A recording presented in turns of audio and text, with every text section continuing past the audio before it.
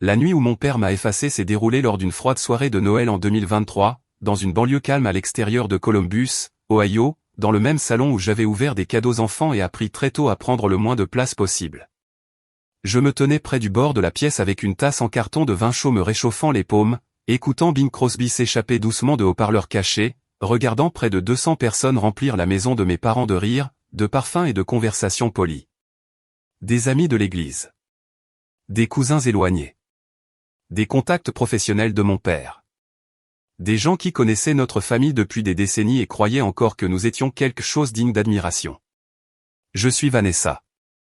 J'avais 32 ans cette nuit-là. Je travaillais comme analyste en cybersécurité pour l'armée des États-Unis. Pas de combat.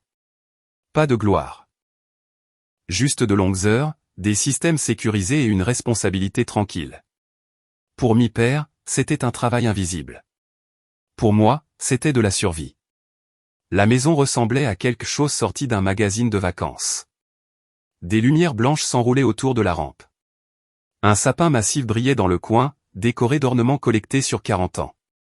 Maman avait passé des semaines à planifier la fête, à polir l'argenterie et à répéter ses sourires. L'odeur du jambon, de la cannelle et du pain remplissait l'air. Partout où je regardais, les gens félicitaient ma sœur aînée, Camille. Lui touchant le bras. Se penchant tout près.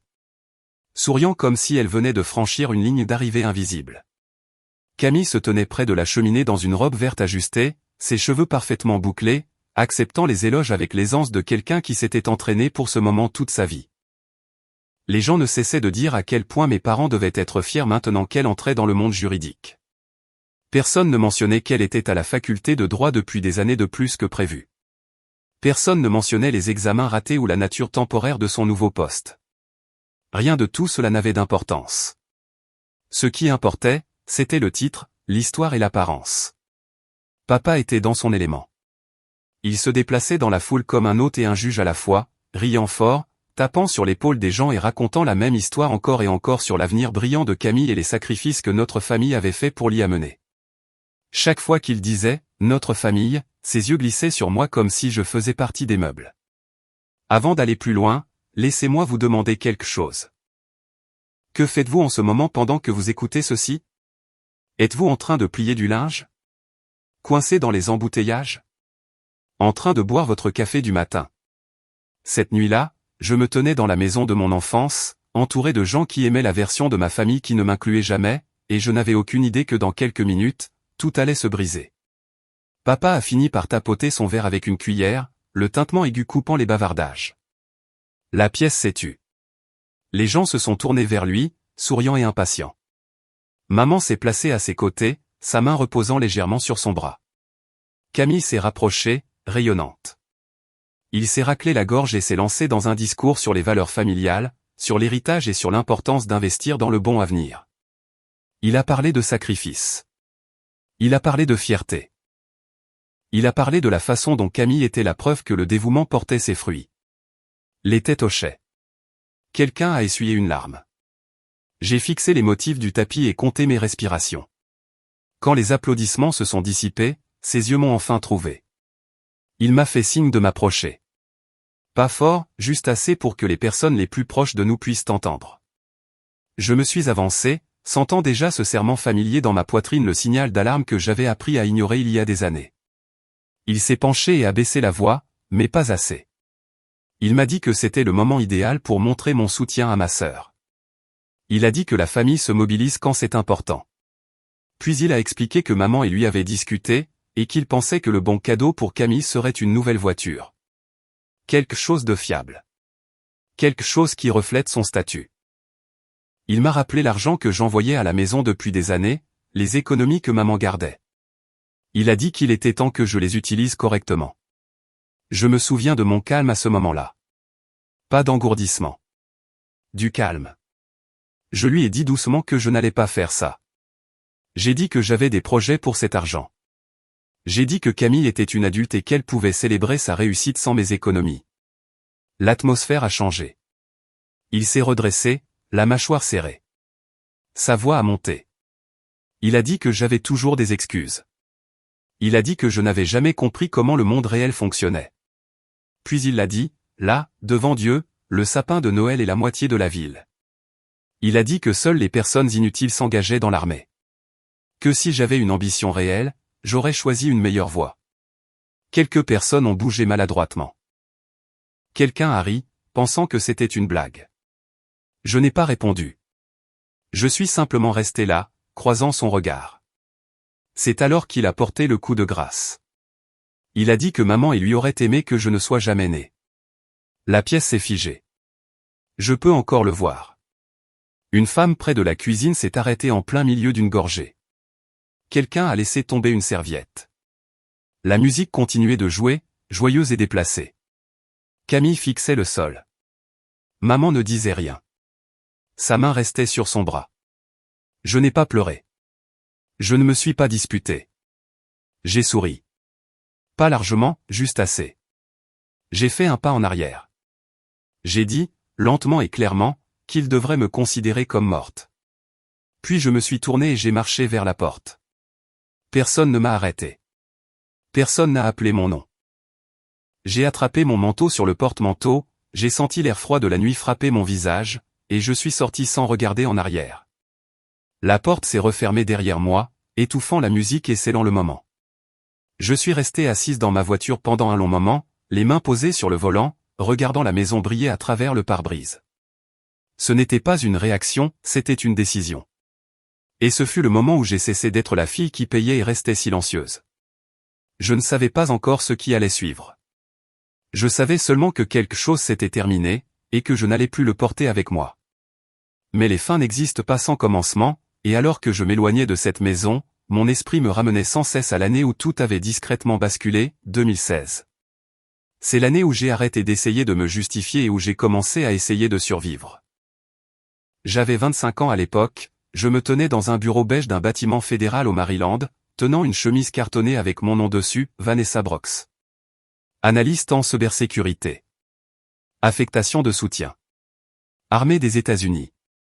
L'intitulé du poste ne semblait pas impressionnant pour la plupart des gens. Il n'y avait pas d'uniforme avec des médailles, pas d'histoire de déploiement dramatique, et pas de photos dignes d'être encadrées. C'était de longues journées à fixer des écrans, à traquer des menaces que personne ne voyait jamais, et à s'assurer que les systèmes restaient opérationnels pour que d'autres puissent dormir la nuit. Pour moi, cela semblait stable. Honnête. Mérité. Pour mon père, cela ressemblait à un échec. Je me souviens avoir appelé à la maison après avoir reçu mon affectation. J'étais assise sur le bord d'un lit étroit dans mon premier appartement, les murs encore nus, mon téléphone pressé contre mon oreille. Je lui ai dit que j'avais été placé au commandement de la cyberarmée. Je lui ai dit que je travaillerais dans le soutien, pas au combat. J'ai essayé de paraître fier. Il s'est tu une seconde, puis a laissé échapper un court rire. Il a dit que ce n'était pas la vraie armée. Il a dit que n'importe qui pouvait s'asseoir derrière un ordinateur. Il a dit que si j'avais de l'ambition, j'aurais fait quelque chose que les gens respectent. Je me souviens avoir serré le téléphone plus fort, fixant le tapis, me disant que c'était juste sa façon d'être. C'était l'excuse que j'utilisais toujours. C'était juste sa façon d'être. Maman a pris la ligne après. Elle m'a demandé si j'étais en sécurité. Elle m'a demandé si je mangeais assez. Puis elle a posé des questions sur l'argent. Elle a dit que cela aiderait si j'en envoyais un peu à la maison, juste jusqu'à ce que les choses se stabilisent. Camille était encore à l'école. Les frais de scolarité étaient élevés. Il y avait des dépenses. J'ai dit oui sans hésiter. C'est devenu le modèle. Chaque mois, un transfert. Parfois plus que ce que j'aurais dû envoyer. Parfois de l'argent que j'avais prévu d'économiser. Mon salaire de base. Mes primes. Même une partie de ce que je gagnais pendant les rotations de soutien au déploiement. Maman disait qu'elle le gardait en sécurité pour moi. Elle disait que c'était mieux ainsi. Je l'ai cru. Ou peut-être que je le voulais. À l'époque, je pensais encore que la famille signifiait le sacrifice partagé. Je ne comprenais pas encore que j'étais la seule à sacrifier. Camille était déjà le centre de tout à ce moment-là. Elle avait commencé la faculté de droit avec confiance et l'avait quittée en morceaux. Les années s'étiraient. Les cours se répétaient. Les examens échouaient. Rien de tout cela ne semblait avoir d'importance à la maison. Chaque revers était la faute de quelqu'un d'autre. Le jury d'examen était injuste. Les professeurs étaient partiaux. Le système était défaillant. Il répétait ses explications comme des faits. Chaque fois que quelqu'un demandait comment allaient ses filles, sa voix changeait selon le nom qu'il prononçait en premier. Avec Camille, ses épaules se redressaient. Ses paroles devenaient soignées. Il parlait de son avenir dans le droit, de l'ardeur avec laquelle elle travaillait et de sa fierté. Avec moi, s'il s'en souvenait tout court, il disait que je travaillais avec des ordinateurs. Ou il disait que j'étais dans l'armée. Pas de détails. Pas de fierté. Juste assez d'informations pour passer à autre chose. Je le remarquais partout. À l'église. Aux réunions de famille. Au dîner avec ses amis. Camille était la promesse, j'étais l'après-coup. Il y a eu une fête de l'Action de grâce quelques années après que j'ai rejoint l'armée qui m'est restée en mémoire. Il découpait la dinde pendant que les gens se pressaient dans la cuisine. Quelqu'un a demandé ce que je faisais maintenant. Avant que je puisse répondre, il a agité légèrement son couteau et a dit « Elle fait toujours son truc d'informatique ».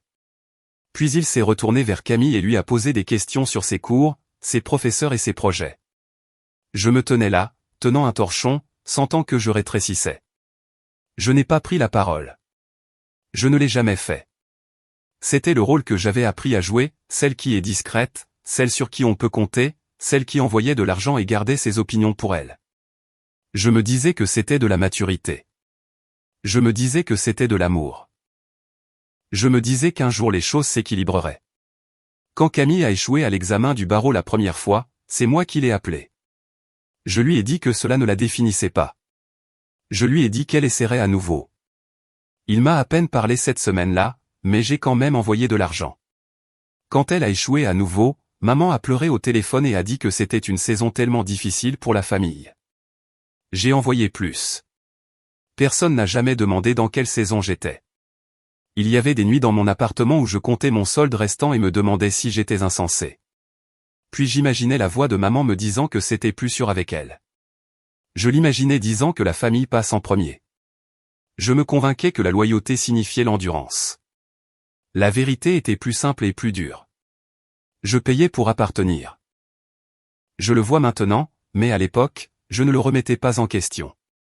Je me disais que mon travail était discret parce qu'il devait l'être, que ma contribution était invisible parce que c'était ainsi que les systèmes fonctionnaient, on ne les remarque que lorsqu'ils échouent. Lui ne remarquait que l'échec. Il ne l'avait jamais formulé explicitement jusqu'à cette nuit de Noël, mais le message était là depuis le début. Mon travail ne valait pas la peine d'être célébré. Mon effort ne méritait pas de reconnaissance. Mon existence n'était acceptable que tant qu'elle était utile. Plus je donnais, moins j'étais vu. En y repensant, les signes étaient partout. La façon dont les décisions étaient prises sans me demander mon avis. La façon dont les projets étaient annoncés après coup. La façon dont mon argent était discuté comme de elle, argent de famille, tandis que mes opinions étaient traitées comme facultatives. J'ai confondu l'obligation avec l'amour.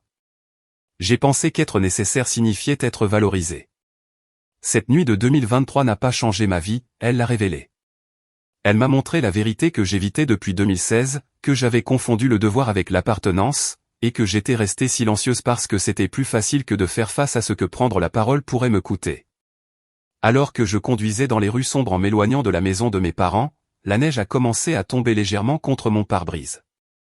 J'ai compris quelque chose que je ne m'étais jamais autorisé à dire à voix haute, je n'avais pas été une fille dans cette famille. J'avais été une ressource. Et les ressources, une fois épuisées, sont censées se remplir d'elles-mêmes. Cette prise de conscience m'est restée alors que je me dirigeais vers mon appartement cette nuit-là, la neige devenant plus épaisse, les routes plus calmes que d'habitude. Je me souviens avoir serré le volant, ressentant un étrange mélange de soulagement et de chagrin allant et venant par vagues. C'est une sensation étrange quand l'histoire que vous vous racontez depuis des années cesse soudainement de correspondre. C'est comme découvrir que vous marchiez avec une boiterie que vous n'aviez jamais remarquée jusqu'à ce que quelqu'un vous la montre. On ne peut plus l'ignorer une fois qu'on sait qu'elle est là. Mon téléphone a vibré dans la console à côté de moi. Je n'ai pas regardé, mais je connaissais déjà le schéma. Maman d'abord, sa voix serrée par l'inquiétude mais jamais dirigée vers les bonnes choses. Puis Camille, délivrant le message le plus sûr pour elle à ce moment-là. Puis papa, enfin, prêt à recadrer tout ce qui s'était passé pour qu'il puisse rester le héros de sa propre histoire. J'ai retourné le téléphone face contre terre et je l'ai laissé sonner jusqu'à ce que le son se fonde dans le ronflement du chauffage. Il y eut un temps où j'aurais répondu. Où je me serais excusé de l'avoir mis mal à l'aise. Où j'aurais dit des choses comme « ça a été mal interprété » ou « je comprends pourquoi tu as dit ça » ou « j'aurais dû être plus patiente ». J'avais passé des années à polir ces phrases jusqu'à ce qu'elles paraissent presque crédibles. Mais quelque chose en moi avait basculé dans ce salon, juste devant le sapin de Noël, la foule et les lumières. Ce n'était pas de la rage, c'était de la reconnaissance. J'ai réalisé que j'avais essayé de gagner une place qui ne m'avait jamais été promise au départ. En 2016, quand j'ai commencé à envoyer de l'argent à la maison, je l'ai fait avec un cœur chaleureux. J'imaginais maman le mettant de côté pour moi. J'imaginais papa se vantant de ma discipline devant quelqu'un. J'imaginais Camille disant merci, ne serait-ce qu'une fois. Au lieu de cela, c'est devenu attendu.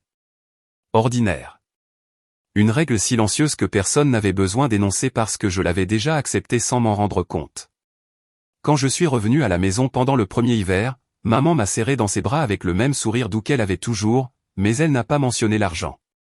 Papa a demandé combien de temps je restais, pas comment j'allais.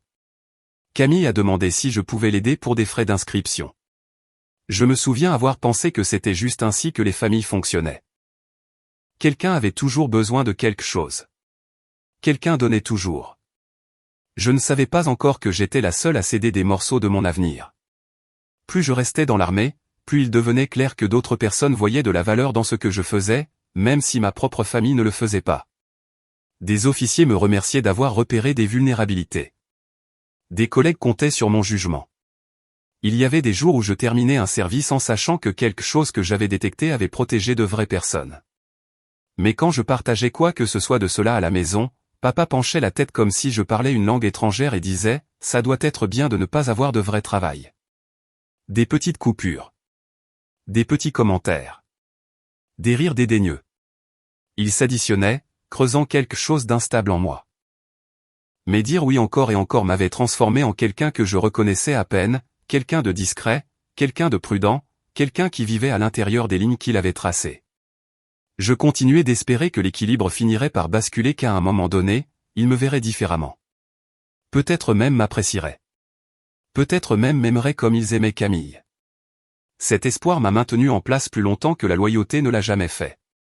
Cette nuit-là, devant leur maison, quand papa a dit qu'il aurait aimé que je ne sois jamais né, cela ne m'a pas brisé.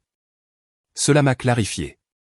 Cela m'a montré que j'avais essayé de gagner quelque chose qui n'avait jamais été à moi de gagner. J'ai repensé à chaque chèque que j'avais envoyé, à chaque silence que j'avais gardé, à chaque moment où je m'étais effacé pour mettre les autres à l'aise. Et pour la première fois, j'avais l'impression que l'histoire que je vivais s'était discrètement terminée bien avant la nuit de Noël. J'avais simplement refusé d'en lire la dernière page. En sortant de la voiture pour marcher vers mon immeuble, j'ai compris une chose avec une certitude absolue, ce que j'avais appelé « famille » n'était pas du tout une famille. C'était une obligation déguisée en amour, et j'avais eu trop peur de voir la différence.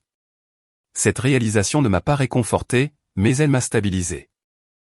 Elle a donné une forme au vide et en a fait quelque chose que je pouvais enfin nommer. C'était le premier pas vers quelque chose que je ne m'étais jamais permis auparavant, une vie qui ne tournait pas autour du fait d'être utile à des gens qui n'avaient jamais pris la peine de demander qui j'étais. Cette pensée m'est restée le lendemain matin quand je me suis réveillé dans un appartement calme sans aucune obligation pesant sur moi. Le ciel à l'extérieur de ma fenêtre était d'un gris d'hiver plat, le genre qui donne l'impression que le monde entier est en pause. Pour la première fois depuis des années, il n'y avait aucun message auquel je me sentais obligé de répondre, aucun emploi du temps familial autour duquel je devais me réorganiser. Il n'y avait que le silence lourd, inhabituel, mais à moi. J'ai attrapé mon téléphone par habitude. Les notifications envahissaient l'écran comme des mouches. Appels manqués. Messages vocaux. Une suite de textos. Leur vue a fait que quelque chose dans mon estomac s'est tordu et serré. Pas de la peur, exactement, plutôt le souvenir de la peur. Le vieil instinct d'arranger les choses, de revenir en arrière, de m'expliquer jusqu'à ce que tout le monde se sente à nouveau à l'aise. J'ai posé le téléphone face contre terre et je me suis assise sur le bord du lit, respirant lentement. Je savais ce que j'avais à faire. Pas par colère. Pas par punition. Par survie. J'ai ouvert mes contacts et je l'ai bloqué en premier. Son numéro a disparu avec un léger clic. Puis maman. Camille. Des tantes. Des oncles. Des cousins. Chaque nom s'évanouissait comme une lumière qui s'éteint dans un long couloir. Je pensais que cela semblerait dramatique ou téméraire, mais non. C'était comme balayer la poussière d'une pièce qui avait besoin d'être nettoyée depuis des années. Quand le dernier numéro a quitté l'écran, j'ai attendu la bouffée de culpabilité que je m'attendais à ressentir. Elle n'est pas venue. Ce qui est venu à la place, c'était un calme doux, comme l'air après une chute de neige. Je suis resté assise avec cela, laissant le calme s'installer dans mes os. L'icône de messagerie vocale clignotait, refusant de disparaître. J'ai tapoté dessus. La voix de maman s'est déversée d'abord. Son ton était serré, tremblant d'une déception exercée. Elle a demandé ce qui m'avait pris. Elle a dit que les choses que papa avait dites étaient dures, mais que je devais comprendre qu'il ne les pensait pas littéralement. Elle a dit que je devrais revenir à la maison pour que nous puissions parler en privé comme des adultes.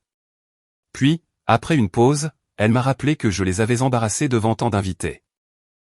Sa voix portait ce mélange familier d'inquiétude et d'accusation, comme si son souci n'existait que si j'acceptais d'avoir fait quelque chose de mal. J'ai supprimé le message. Le message vocal suivant était plus court. Camille, la voix sèche et irritée. Elle a dit que j'avais surréagi. Elle a dit que tout le monde était stressé. Elle a dit que papa avait juste bu et essayait de faire valoir un point de vue. Puis elle a dit quelque chose qui m'a laissé immobile un long moment. Elle a dit que j'avais gâché sa célébration. Sa grande soirée. Son moment. Comme si mon existence lui avait volé quelque chose. J'ai supprimé ce message aussi. Je n'ai pas écouté le reste. À midi, mon téléphone s'était tu, comme si le monde de l'autre côté avait réalisé que je ne participais plus. J'ai fait du café. Je me suis assise sur le canapé et j'ai regardé par la fenêtre le parking en bas, observant quelqu'un gratter le givre de son pare-brise. C'était une vue si ordinaire, mais elle manquerait. Elle me rappelait à quel point le monde était petit une fois que je sortais de l'orbite de ma famille. Le silence s'est étiré tout au long de la journée. Il m'a accompagné alors que je pliais le linge, répondais aux emails professionnels et réchauffais un reste de soupe. Ce n'était pas paisible au début, c'était vif, résonnant presque. Chaque fois que je passais d'une pièce à l'autre, j'entendais l'absence de quelqu'un demandant quelque chose, l'absence de quelqu'un me rappelant ce que je devais. Dans l'après-midi, mon téléphone a vibré avec un seul texto. Pas de ma famille, mais d'un numéro que je ne reconnaissais pas. Un instant, mon cœur a bondi, mais quand je l'ai ouvert, j'ai vu un ton familier tissé dans les mots. C'était une cousine à qui je n'avais pas parlé depuis des mois. Elle écrivait que maman disait aux parents que j'avais eu une crise. Que papa était furieux. Que toute la famille ne comprenait pas pourquoi j'étais parti si tôt. Elle m'a demandé de l'appeler. J'ai bloqué le numéro sans répondre. J'ai été surprise de voir à quel point c'était facile. Pas parce que je m'en fichais, mais parce que j'avais enfin réalisé que l'intérêt n'avait jamais été mutuel. J'avais consacré des années à des gens qui ne venaient vers moi que lorsqu'ils voulaient quelque chose pour remplir un espace qu'ils ne voulaient pas remplir eux-mêmes. Vers le coucher du soleil, je suis allé faire une promenade autour du complexe d'appartements. L'air était vif, et les dernières lueurs du jour se reflétaient sur la neige empilée le long des trottoirs. Des enfants construisaient un bonhomme de neige bancal près de l'entrée, riant sans retenue. Un homme dans un manteau lourd promenait son chien derrière eux. Des scènes simples. Sans complications. Sans aucune attente attachée. À chaque pas, le serrement dans ma poitrine se desserrait un peu plus. C'était saisissant de réaliser à quel point j'avais peu vécu ma vie pour moi-même. Combien de décisions avaient été façonnées par l'évitement des conflits? Combien de choix avaient été filtrés par ceux qui maintiendraient la paix? Combien de fois j'avais fait taire ma propre voix avant que quiconque n'en ait l'occasion? Le silence avait toujours ressemblé à une reddition quand j'étais plus jeune. Un moyen d'éviter de déclencher la colère de papa. Un moyen d'empêcher maman de pleurer. Un moyen d'empêcher Camille de se plaindre. Mais debout là, sous le lampadaire, avec mon souffle formant des nuages dans l'air, j'ai compris quelque chose de nouveau. Le silence pouvait aussi être un mur. Une frontière. Un choix. Mon téléphone a vibré à nouveau quand je suis rentré. Je n'ai pas vérifié. Je l'ai mis dans un tiroir, je l'ai fermé, et j'ai laissé le tiroir fermé. Cette nuit-là, en me mettant au lit, Je suis resté immobile dans le noir, n'écoutant rien d'autre que le ronflement de la bouche de chauffage. Pas de voix qui se dispute. Pas de message chargé de culpabilité. Pas d'exigence déguisée en inquiétude. Juste le calme. Un calme profond et régulier qui semblait à la fois étrange et réconfortant. J'ai fermé les yeux et j'ai laissé le silence m'envelopper comme une couverture. Pour la première fois depuis longtemps, je n'avais pas peur de ce qu'il signifiait. Je ne le fuyais pas, je le choisissais. Et peut-être que c'était le premier véritable acte de défi de toute ma vie. Parce que le silence, quand il est choisi, n'est pas un vide. C'est une permission. C'est l'espace où la vérité a enfin la place de respirer. Et allongé là, dans l'obscurité, j'ai enfin compris que mon silence n'était pas un retrait de ma famille, c'était la ligne que j'avais tracée pour protéger ce qui restait de moi-même. Mais tracer une ligne ne signifie pas que l'on sait immédiatement comment vivre de l'autre côté. Le lendemain matin, le silence semblait différent. Pas effrayant, mais inconnu, comme entrer dans une pièce où je n'avais jamais été autorisé à pénétrer. J'ai fait du café et je me suis tenu près de la fenêtre, regardant la vapeur s'élever de la tasse. Le monde était calme dehors. La neige recouvrait les trottoirs de couches lisses et intactes. Cela me rappelait à quel point les choses peuvent paraître paisibles en surface quand personne n'y a encore marché. Plus tard dans la journée, je me suis rendu dans une petite épicerie au bout de la rue. L'acte banal de pousser un chariot dans des allées étroites m'a apaisé plus que je ne l'espérais. Personne là-bas ne savait rien de moi. Personne n'avait d'avis sur mes choix. Personne ne me jugeait ou ne me comparait à quelqu'un d'autre. J'ai pris du pain, de la soupe et un sac d'oranges. Des choses ordinaires pour une vie ordinaire, quelque chose que j'avais rarement pu vivre sans que les attentes de quelqu'un d'autre ne pèsent sur mes épaules. Quand je suis arrivé à la caisse, la caissière, une femme plus âgée aux yeux doux, m'a demandé si je passais une bonne période des fêtes. J'ai marqué une pause. J'ai été frappé par la simplicité de la question et par la difficulté d'y répondre. J'ai souri et j'ai dit que j'allais bien. Pour la première fois depuis longtemps, ces mots n'étaient pas un mensonge. En revenant à mon appartement, j'ai senti une sorte de clarté tranquille commencer à s'installer. Ce n'était pas du bonheur, et ce n'était pas du soulagement. C'était de la reconnaissance, le genre qui ne vient qu'après avoir cessé de fuir la vérité. J'avais passé tant d'années à essayer de gagner une place dans une famille qui n'avait jamais fait de place pour moi. Mon silence avait toujours été un outil pour eux, un moyen de me garder soumise. Mais maintenant, pour la première fois, il m'appartenait. Cette certitude tranquille m'est restée les jours suivants, même si la vie essayait de me ramener dans les vieux schémas. Je gardais mon téléphone éteint la plupart du temps et je me concentrais sur le travail, sur la préparation de repas simples et sur des promenades dans l'air froid. J'essayais de ne pas penser à ce qui pouvait se passer à l'intérieur de la maison de mes parents. J'essayais de ne pas imaginer les conversations que je savais qu'ils avaient, celles remplies de déni et d'indignation et de récits dramatiques qui me peignaient comme le problème. Mais éviter les pensées n'arrête pas les conséquences réelles, et ces conséquences ont commencé à apparaître plus vite que je ne l'imaginais. Le premier signe est apparu un mercredi après-midi. J'étais entré dans la salle de pause de l'immeuble de bureau où mon unité travaillait. Je faisais chauffer des restes de pâtes au micro-ondes quand deux collègues sont entrés. Ils se sont tus dès qu'ils m'ont vu.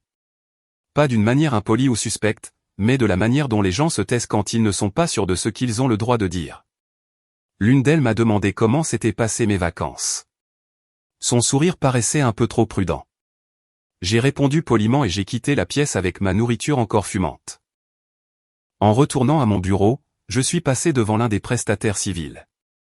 Il m'a jeté un regard compatissant, le genre que je n'avais jamais vu diriger vers moi auparavant. Cela a sonné comme une alarme dans ma poitrine, mais j'ai passé outre. Peut-être que j'imaginais des choses. Peut-être que ce n'était rien. Ce n'était pas rien. Tard cet après-midi-là, mon téléphone s'est éclairé avec une série d'appels manqués de numéros que je ne connaissais pas. Je les ai ignorés. Puis un texto est arrivé d'une cousine à qui je n'avais pas parlé depuis l'été. Le message était bref et tendu. Elle disait que mon père racontait aux proches que j'avais subi une sorte de crise émotionnelle. Elle disait que maman avait pleuré à l'église et avait demandé aux gens de prier pour ma stabilité mentale. Elle disait que Camille avait dit à quelques amis de la famille que j'étais sortie furieuse comme quelqu'un de déséquilibré. Le mot « déséquilibré » restait sur l'écran comme une ecchymose. Je pose le téléphone et fixe mon bureau du regard. C'était une chose qu'il soit en colère, c'en était une autre qu'il réécrive l'histoire d'une manière qui me nuisait professionnellement. Le travail dans l'armée, même le travail de soutien, repose sur la confiance et la stabilité. Les rumeurs ne sont pas inoffensives. Elles vous suivent, s'accrochent à votre réputation et teintent la façon dont les gens vous perçoivent, même s'ils ne l'expriment jamais à voix haute. Je me suis dit de ne pas encore réagir. Le silence était toujours ma limite.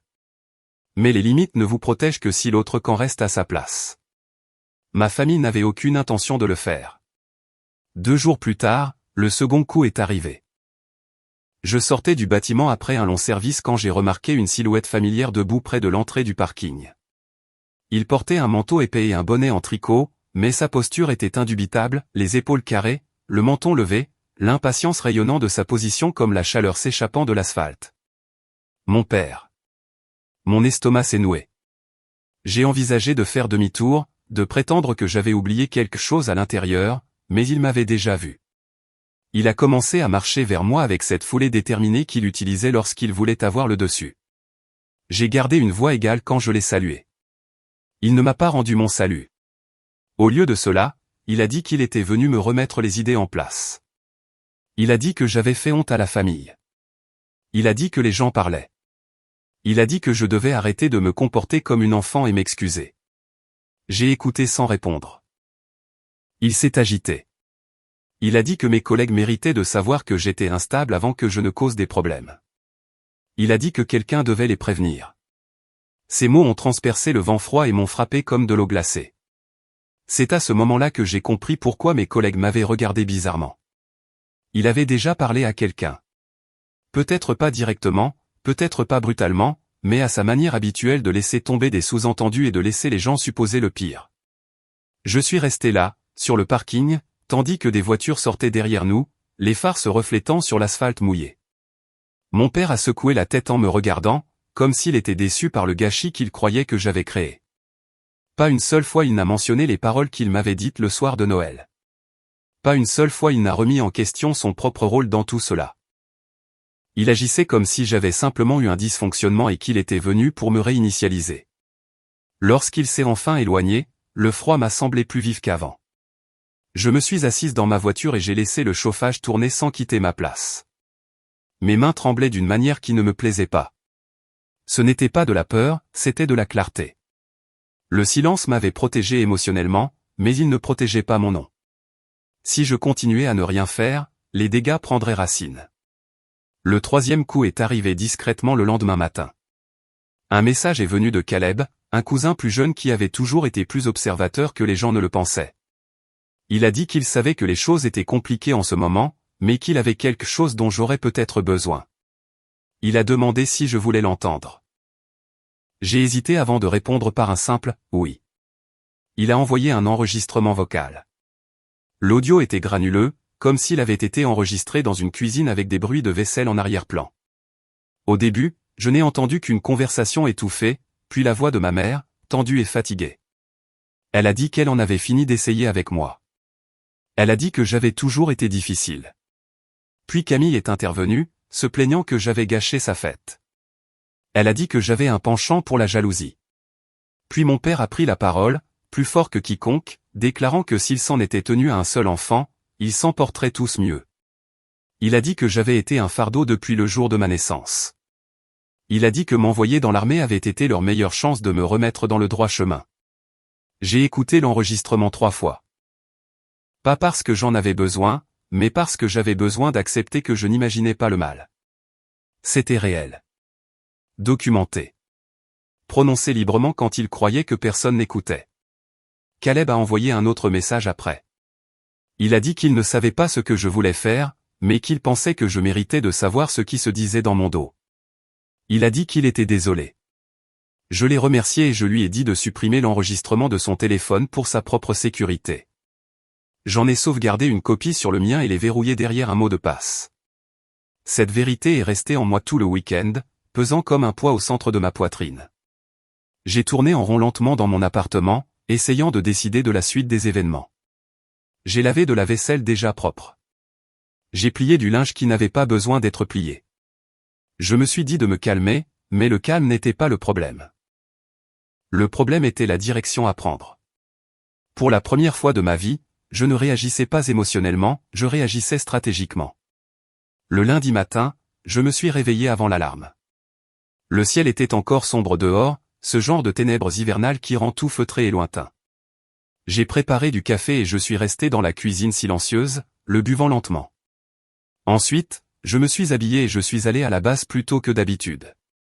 Je me suis garé et je suis resté assise dans ma voiture quelques minutes, réfléchissant à chaque étape de ce que j'allais faire. Puis je me suis dirigé vers le bureau du juge avocat général. Le bâtiment du JAG était niché derrière l'aile administrative, une structure carrée avec des portes vitrées et un hall qui sentait toujours légèrement le papier et le désinfectant. Je n'y étais entré qu'une poignée de fois pour des briefings standards, mais jamais pour quelque chose de personnel. Entrer là-dedans me donnait l'impression de franchir une autre ligne que j'avais autrefois cru ne pas avoir le droit de franchir.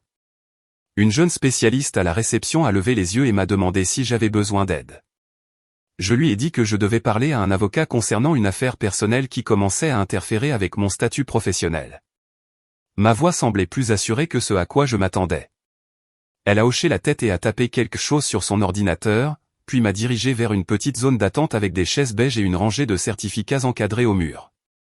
Je me suis assise et j'ai joint mes mains. Ce n'était pas de la vengeance. Ce n'était pas une punition. C'était de la protection. C'était la première fois que je choisissais une action non pas en fonction de ce que ma famille pourrait penser ou de la façon dont elle pourrait réagir, mais en fonction de ce dont j'avais besoin pour préserver ma vie. Après une courte attente, une capitaine est entrée dans le hall et a appelé mon nom. Elle m'a conduite à son bureau et m'a fait signe de m'asseoir. Son bureau était ordonné juste une pile de dossiers, un bloc-notes juridique et un pot de stylos alignés. Elle m'a demandé d'expliquer la situation. J'ai commencé lentement, décrivant les événements de la fête de Noël, les mots que mon père avait prononcés devant près de 200 invités, les rumeurs que ma famille avait commencé à répandre, et l'incident où mon père s'était présenté sur mon lieu de travail. J'ai gardé une voix calme et factuelle. Elle a pris des notes sans m'interrompre. Puis j'ai mentionné l'enregistrement de Caleb. Son stylo s'est arrêté. Elle a demandé si j'en avais une copie. J'ai dit oui. Elle a hoché la tête et m'a dit de ne pas le faire jouer dans le bureau, mais d'en confirmer le contenu. Quand je l'ai fait, elle a écouté attentivement, son expression se durcissant de la manière dont celle des avocats le fait lorsque les faits commencent à former une ligne au lieu de points dispersés. Quand j'ai eu fini, elle s'est penchée en arrière dans sa chaise et m'a regardé pendant un long moment. Elle a dit que c'était grave. Elle a dit que les attaques contre la réputation, l'ingérence sur le lieu de travail et les allégations infondées d'instabilité mentale pouvaient compromettre non seulement ma carrière, mais aussi mon habilitation de sécurité. Elle a demandé quel résultat je souhaitais. La question m'a surprise. Personne dans ma famille ne m'avait jamais demandé ce que je voulais. Il m'a fallu un moment avant de pouvoir répondre. J'ai dit que je voulais qu'il s'arrête. Je voulais que les rumeurs cessent. Je voulais que mon père ne se présente plus jamais sur mon lieu de travail. Je voulais protéger mon nom sans que cela ne dégénère en quelque chose qui traînerait toute la situation sur la place publique. J'ai dit que je ne voulais pas de vengeance, je voulais de la distance et de la sécurité. Elle a hoché la tête à nouveau, cette fois avec compréhension. Elle a dit que la voie la plus simple et la plus forte était une mise en demeure. Elle a dit que son bureau pouvait rédiger une lettre soulignant les conséquences juridiques d'un harcèlement continu, de l'ingérence sur le lieu de travail et de la diffamation. Elle a dit que cette lettre ne serait ni bruyante ni dramatique. Elle serait officielle, professionnelle et efficace. J'ai senti quelque chose changer en moi en l'écoutant. Pendant des années, j'avais laissé les émotions dicter mon comportement parce que je ne voulais pas aggraver les choses. Mais la loi ne se soucie pas de la culpabilité, de la honte ou des rôles familiaux. Elle se soucie des faits, des limites et des actions. Elle a demandé si je voulais que la lettre soit adressée uniquement à mon père ou au foyer. J'ai marqué une pause. Puis j'ai dit au foyer, parce que le silence m'avait appris que le mal ne venait pas d'une seule personne. Il venait d'un système à l'intérieur duquel j'avais vécu toute ma vie. La capitaine a dit qu'elle rédigerait le document et qu'il serait prêt le lendemain. Elle a expliqué que je devrais signer une déclaration confirmant l'exactitude de mes affirmations. Elle a dit qu'elle enverrait la lettre par courrier recommandé et par email, et qu'elle exigerait un accusé de réception écrit. Elle a expliqué chaque étape clairement, sans jugement, sans sourciller à l'idée d'une fille se protégeant de ses propres parents. Quand j'ai quitté son bureau, l'air extérieur semblait différent. Pas plus léger, ni plus lourd, mais plus net comme si le monde avait à nouveau des contours, et que je pouvais enfin les sentir au lieu de m'émousser pour maintenir une paix qui n'avait jamais existé. Je suis rentré chez moi et j'ai attendu. Le lendemain après-midi, la lettre était prête. La capitaine m'en a envoyé une copie. Elle était concise et formelle. Elle stipulait que tout harcèlement, diffamation, propagation de rumeurs ou ingérence sur le lieu de travail entraînerait des poursuites supplémentaires. Elle interdisait à mon père de se présenter sur mon lieu de travail. Elle documentait les incidents connus. Elle soulignait les conséquences en cas de non-respect. En la lisant, j'ai ressenti un élan inattendu de stabilité. Pour la première fois, j'avais quelque chose de plus grand que ma propre voix qui parlait en mon nom. Le système pour lequel je travaillais, l'institution que mon père avait dénigrée, était désormais le bouclier entre nous. La lettre a été envoyée. Quelques heures plus tard, j'ai vu les notifications apparaître sur mon téléphone. Livraison confirmée. Email reçu. Puis plus rien. Pas d'appel. Pas de message. Pas de messages vocaux hystériques. Pas d'accusation. Juste le silence. Mais cette fois, ce n'était pas le silence de l'évitement ou du déni, c'était le silence qui suit le fait de s'être fait dire « non » par quelque chose de plus grand que soi. Ce soir-là, je me suis assise sur mon canapé avec une couverture sur les jambes, la télévision allumée à bas volume même enregistrant à peine dans mon esprit.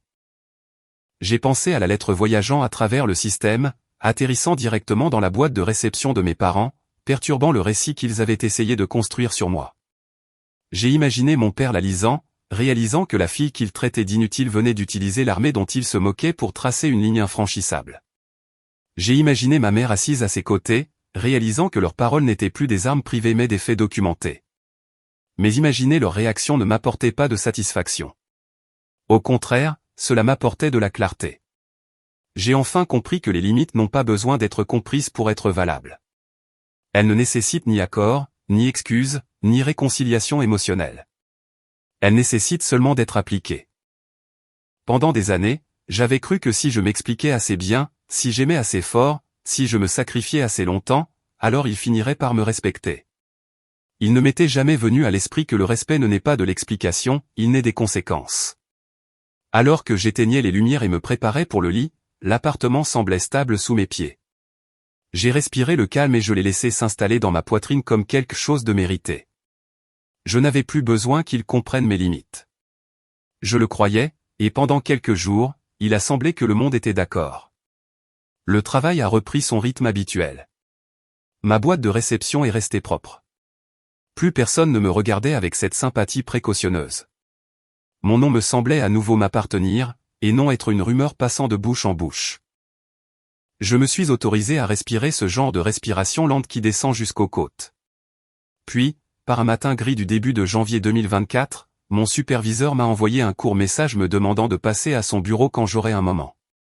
La demande était polie, ordinaire, le genre de chose qui signifiait généralement une mise à jour du planning ou une nouvelle tâche. Pourtant, mon estomac s'est serré alors que je marchais dans le couloir. Ce n'était pas de la panique, c'était de l'instinct. Cette vieille partie de moi qui s'attendait à des conséquences chaque fois que je m'affirmais. Son bureau était petit et bien rangé, les stores à moitié ouverts, la lumière extérieure faible et délavée. Le colonel Whittaker était là aussi, debout près de la fenêtre, les mains jointes dans le dos. Il était plus grand que mon superviseur, large d'épaules, le genre d'homme qui impose l'autorité sans élever la voix.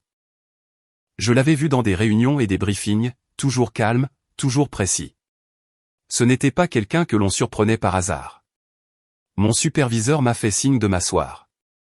Je me suis assise, le dos droit, les mains posées sur mes genoux comme si j'étais évalué. Le colonel Whittaker s'est détourné de la fenêtre et m'a regardé avec une expression stable qui ne penchait ni vers la gentillesse ni vers la dureté, elle penchait vers la vérité. Il m'a demandé si j'allais bien. J'ai dit oui. Il m'a demandé si quelque chose en dehors du travail me causait un stress qui pourrait affecter mes performances. J'ai répondu avec précaution. Je lui ai dit que j'avais géré une situation familiale pendant les vacances, mais que c'était sous contrôle. Je lui ai dit que j'avais pris des mesures pour protéger mes limites personnelles et que cela n'interférerait pas avec mes fonctions. Il a hoché la tête une fois, lentement. Puis il a dit quelque chose qui m'a asséché la gorge. Il a dit que des informations étaient parvenues à l'unité suggérant que j'étais instable, que j'avais fait une sorte de dépression et qu'il y avait des inquiétudes quant à ma fiabilité. Il a dit que ce genre de bruit ne remonte généralement pas assez haut pour toucher notre bureau, mais que quand c'est le cas, cela doit être traité. Non pas parce que l'armée s'intéresse au commérage, mais parce que le travail de sécurité est fondé sur la confiance. J'ai dégluti.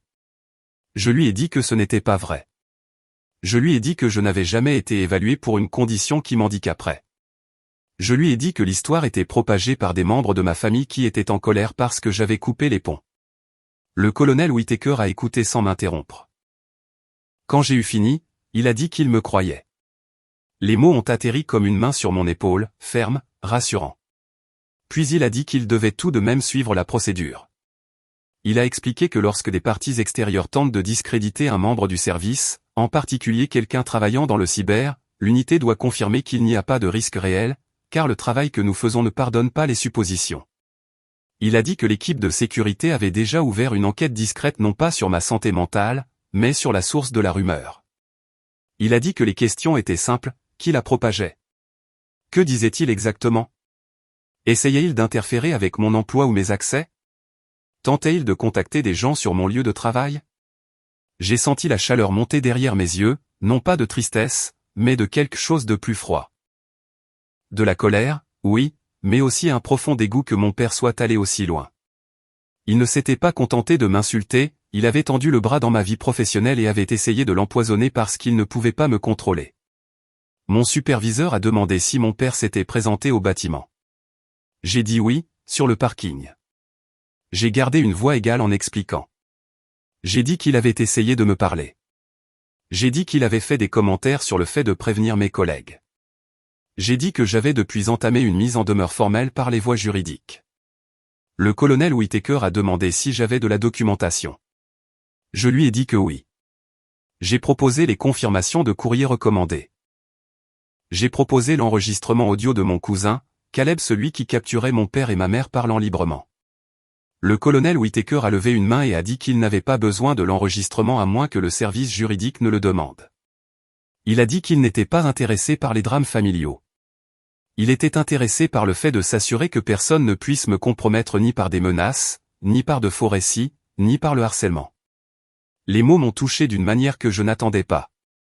Pendant des années, on m'avait dit que j'étais faible, inutile, inférieur. Maintenant, un officier supérieur me disait, dans les termes les plus simples, que ma sécurité comptait parce que mon rôle comptait.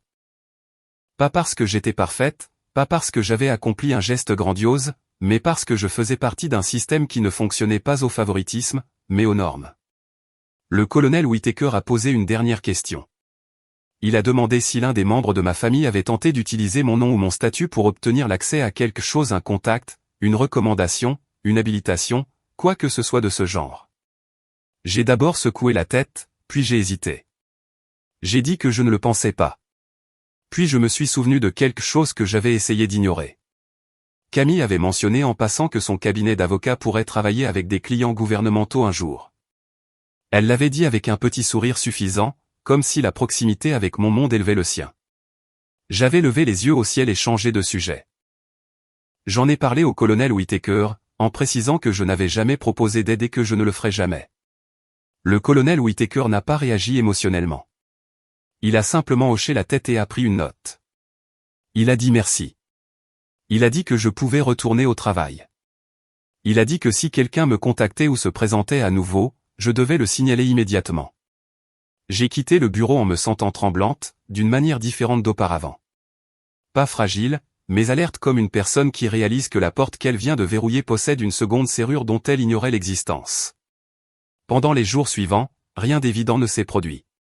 Pas de nouveaux appels. Pas de nouveaux messages. Mon père est resté à l'écart. Le silence a tenu.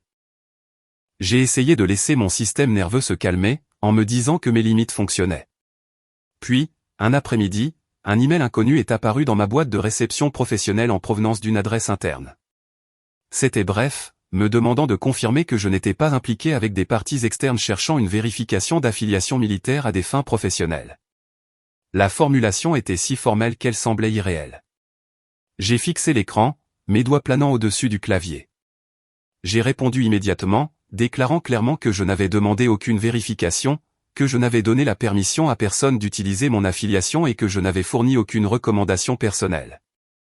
J'ai cliqué sur envoyer et je me suis penché en arrière, le cœur battant plus fort qu'il ne le devrait pour un simple email. Ce soir-là, j'ai appelé Caleb. Je ne lui avais pas parlé depuis qu'il m'avait envoyé l'enregistrement. Je ne voulais pas l'entraîner dans ce gâchis plus qu'il ne l'était déjà, mais quelque chose au fond de moi me disait qu'il pourrait savoir ce qui se passait dans cette maison. Il a répondu à la deuxième sonnerie, la voix basse, comme s'il sortait pour parler. Il m'a dit que mon père était furieux à cause de la mise en demeure. Il a dit que mon père n'arrêtait pas de tempêter sur le fait que je me croyais maintenant supérieur à eux. Il a dit que ma mère pleurait par intermittence non pas parce qu'elle était désolée, mais parce qu'elle détestait que les gens parlent. Il a dit que Camille s'en prenait à tout le monde, m'accusant de tout ce qui allait mal. J'ai demandé quoi d'autre. Caleb a hésité, puis a dit quelque chose qui m'a glacé le sang. Il a dit que Camille racontait aux gens qu'elle travaillait comme avocate. Pas comme assistante juridique, pas comme stagiaire temporaire comme avocate. Il a dit qu'elle insistait lourdement sur cette histoire à l'église, lors de dîners, en ligne. Il a dit que mon père adorait ça, parce que ça donnait à la famille l'air de gagnant. Il a dit que mon père avait même sous-entendu que mon rôle militaire rendait toute la famille importante, comme si nous avions des relations. J'ai senti ma mâchoire se serrer. Je savais que Camille exagérait. Je savais que mon père gonflait les histoires quand ça l'arrangeait. Mais l'entendre exposer si clairement rendait la chose plus laide que ce que je m'étais autorisé à admettre. J'ai demandé à Caleb si le cabinet de Camille connaissait la vérité sur son statut. Il a dit qu'il le pensait. Puis il a ajouté, presque à contre-cœur, que mon père parlait du fait que la famille était sur le point de devenir quelque chose d'important, que Camille était sur la bonne voie et qu'ils obtenaient enfin la reconnaissance qu'ils méritaient. La voix de Caleb s'est tue un moment, puis il a dit qu'il n'avait jamais entendu mon père parler de moi de cette façon. Pas une seule fois. Après avoir raccroché, je me suis assise dans le salon sombre, mon téléphone à la main, regardant le reflet des lampadaires sur la fenêtre. J'ai ressenti quelque chose de lourd dans ma poitrine, mais ce n'était pas de la tristesse. C'était cette douleur familière d'être effacé. Même maintenant, même après tout, mon père pouvait utiliser mon existence pour décorer son histoire, mais il ne pouvait pas se résoudre à me valoriser en tant que personne. 2 jours plus tard, le colonel Whittaker a demandé à me revoir. Cette fois, il m'a reçu dans une salle de conférence, pas dans son bureau. La salle était vide à l'exception d'une table et d'une pile de dossiers. Il m'a dit de m'asseoir. Il s'est assis en face de moi, le dos droit, les yeux calmes. Il a dit que l'enquête avait confirmé ce que je leur avais dit. Les rumeurs sur mon instabilité provenaient de sources extérieures, spécifiquement liées à ma famille. Il a dit que cette partie était désormais documentée et qu'elle n'aurait pas d'impact négatif sur moi. Le soulagement m'a envahi si vite que j'ai dû scier fort. Puis il a dit qu'il y avait un autre élément.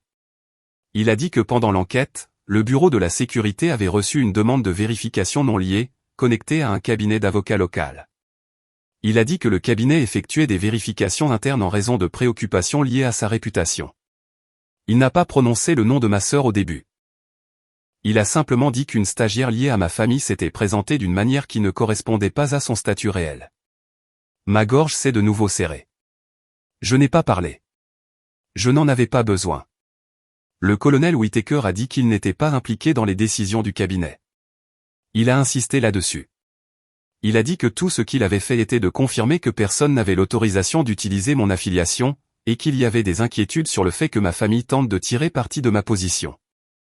Il a dit que le cabinet, dans le cadre de sa propre gestion des risques, avait choisi de revoir le dossier et la présence en ligne de la stagiaire. Il a dit que des incohérences avaient été trouvées. Il a dit que le cabinet prenait des mesures. Je suis resté immobile, essayant de traiter ses paroles. Mon premier instinct a été la peur non pas pour Camille, mais pour ce que cela signifiait. Pour la façon dont cela me serait renvoyé. Pour la façon dont mon père réagirait.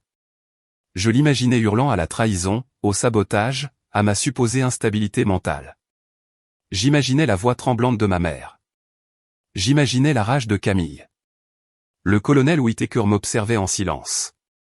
Il m'a demandé si je comprenais. J'ai dit que oui. Ma voix semblait monocorde à mes propres oreilles. Il m'a dit une chose de plus. Il a dit que je devais me préparer à une escalade au foyer. Il a dit que les gens qui comptent sur le contrôle réagissent souvent violemment quand le contrôle leur est retiré. Il m'a conseillé de documenter toute tentative de contact et de continuer à utiliser les canaux appropriés. Il m'a rappelé que mon travail consistait à rester professionnel, stable et protégé. Quand la réunion s'est terminée, je suis retourné à mon bureau en me sentant à la fois engourdie et vive. Je ne me sentais pas victorieuse. Je n'avais pas l'impression d'avoir gagné quoi que ce soit. Je n'avais pas demandé cela. Je ne l'avais pas planifié. Je n'avais même pas voulu que la vie de Camille s'effondre. Je voulais que ma famille arrête de mentir à mon sujet. Et pourtant, la vérité a son propre élan. Ce soir-là, j'étais allongé dans mon lit, fixant le plafond, écoutant le ronronnement du chauffage et le son lointain de la télévision d'un voisin à travers le mur. J'ai pensé à toutes ces années où mon père s'était moqué de mon travail, l'avait qualifié d'inutile, l'avait traité comme une voix inférieure. Et maintenant, ce même système, celui qu'il méprisait, avait discrètement exposé la pourriture sous son histoire préférée. J'ai compris alors que je ne pouvais pas contrôler ce que la vérité touchait une fois qu'elle était mise en mouvement. Je ne pouvais contrôler que ce que je choisissais d'en faire. Et alors que je sombrais dans le sommeil, une pensée s'est installée dans mon esprit avec une clarté étrange et stable: la vérité n'a pas besoin de ma permission pour avancer. Elle a sa propre gravité. Je l'ai appris dans les jours qui ont suivi, non pas par des appels téléphoniques dramatiques ou des confrontations bruyantes, mais par la façon discrète dont les conséquences s'infiltrent dans la vie quotidienne. Le karma n'arrive pas toujours avec des feux d'artifice. Parfois, il apparaît comme un courant d'air sous une porte, inaperçu jusqu'à ce que toute la pièce soit plus froide. Je n'ai pas appelé Camille. Je n'ai pas envoyé de message à maman. Je n'ai pas demandé de nouvelles à Caleb. Après cette réunion avec le colonel Whittaker, j'ai pris une décision qui m'a semblé étrange au début: je ne chercherai pas à suivre les retombées. Je ne rafraîchirai pas mon téléphone comme une adolescente attendant des potins. Je ne laisserai pas leur chaos devenir mon divertissement. J'avais passé trop d'années à être aspiré dans leur tempête. Si la vérité avançait toute seule, j'allais continuer à marcher dans la direction opposée. C'était plus dur qu'il n'y paraît. Quand on grandit dans une famille où tout est l'affaire de tout le monde, le silence semble contre nature. On a l'impression de refuser de participer à la seule langue qu'on nous a apprise. Mais je me rappelais sans cesse que mon travail n'était plus de gérer leurs émotions. Mon travail était de rester stable. De rester intègre. De rester en dehors du gâchis dans lequel ils essayaient sans cesse de m'entraîner. Le travail m'a aidé. C'était toujours le cas. Il y a quelque chose de rassurant dans une routine où les gens attendent de vous que vous soyez compétente, pas complaisante. J'ai passé de longues heures dans des salles sécurisées sous des néons, avec le doux cliquetis des claviers tout autour de moi. Je me concentrais sur les alertes, les journaux, les modèles, sur ce genre de travail invisible qui empêche les systèmes de s'effondrer. J'ai pris des pauses déjeuner sans regarder mon téléphone personnel.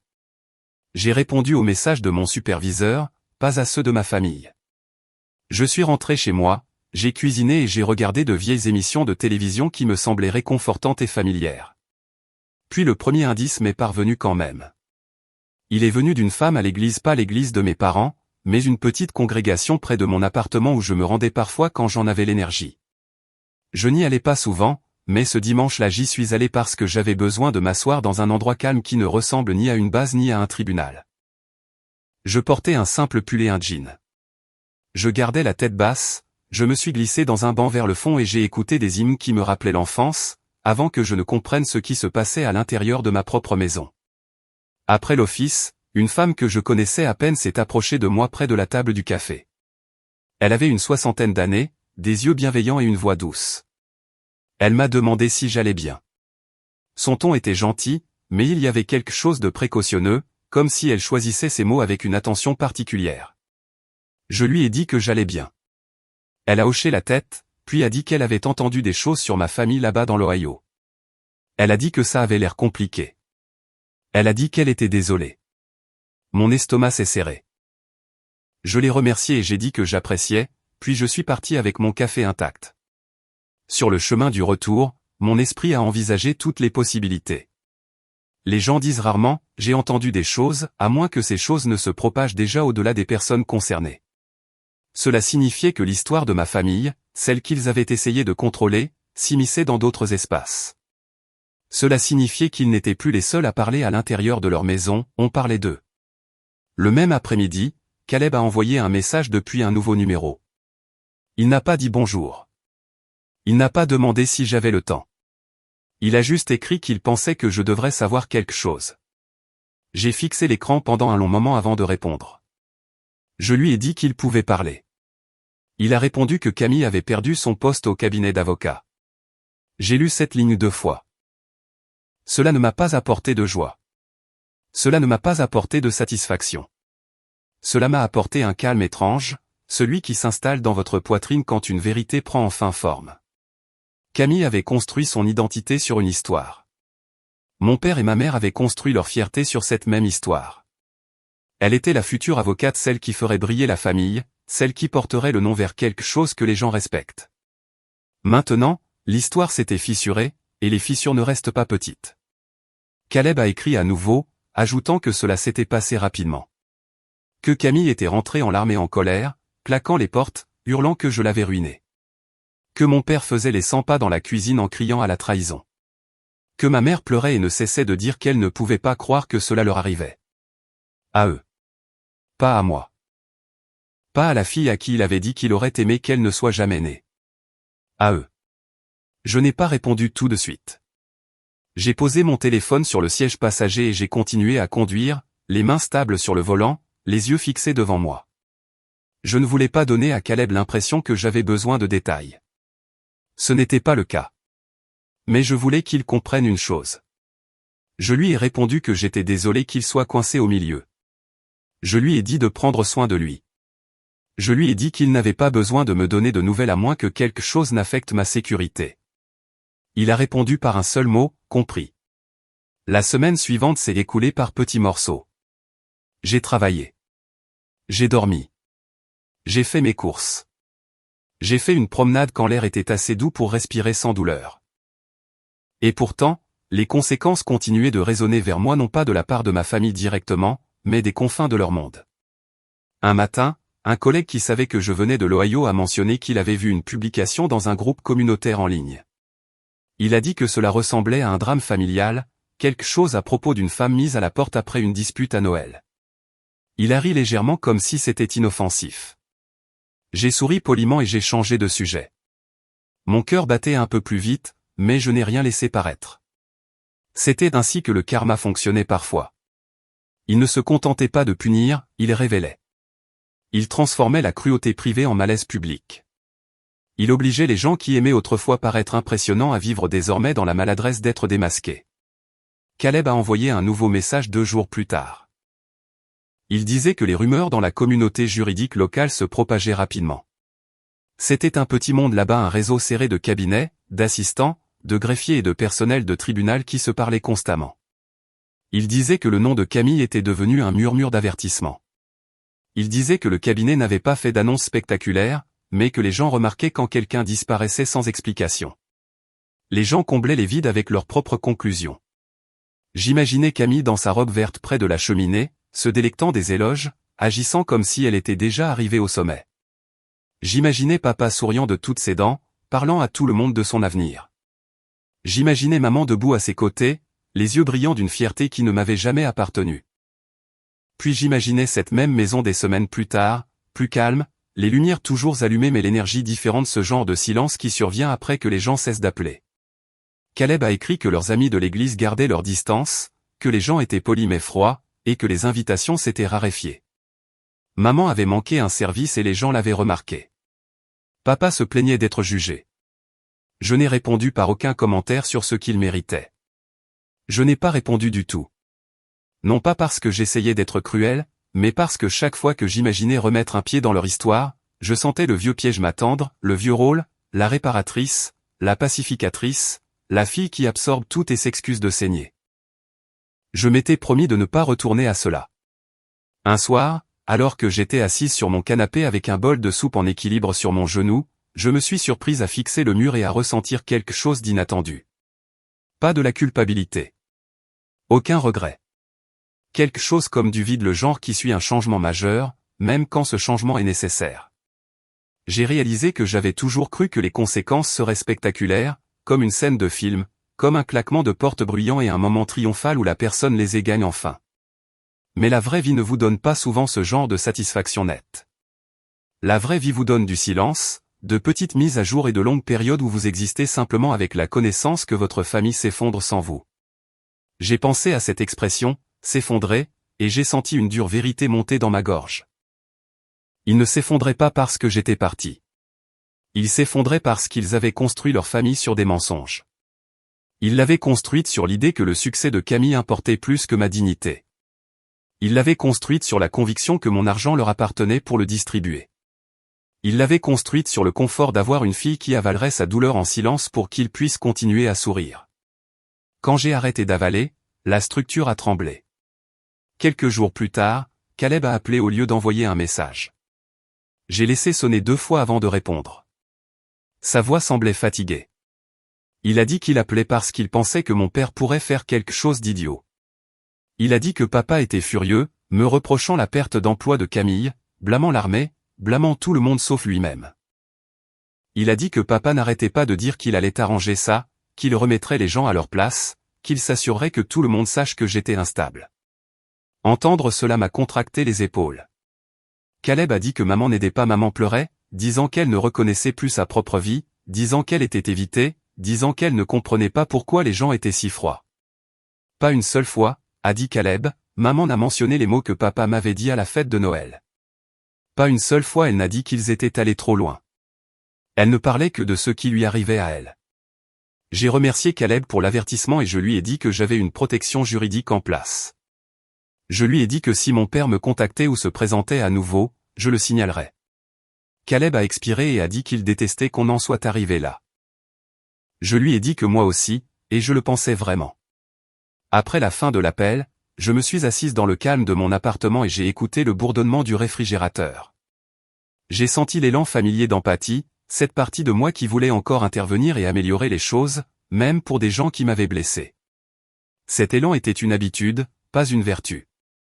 Je devais me le rappeler. L'empathie sans limite n'est que de l'abandon de soi.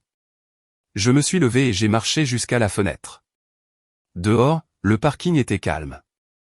Une femme portait des courses vers sa voiture. Un adolescent lançait un ballon de basket vers un panier près du trottoir. La vie ordinaire continuait.